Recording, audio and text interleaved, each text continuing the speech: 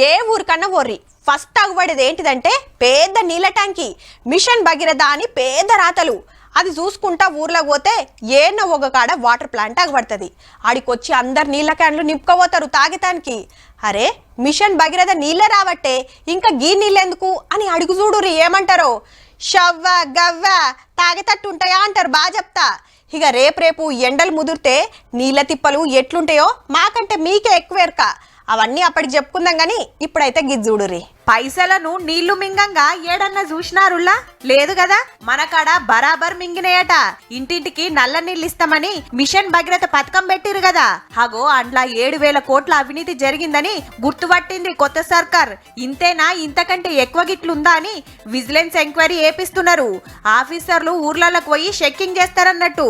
పైపులు వరుసకుండా పరిచినట్టు, ట్యాంకులు కట్టకుండా కట్టినట్టు, నల్లాలు పెట్టకుండా పెట్టినట్టు బిల్లులు ఎత్తిరని సర్కార్ కు ఓ రిపోర్ట్ అంది. మరి 10 ఖర్చుకు 100 రాశిరట. పనులు గుత్తబట్టినోళ్ళంతా గులాబీ లీడర్లే.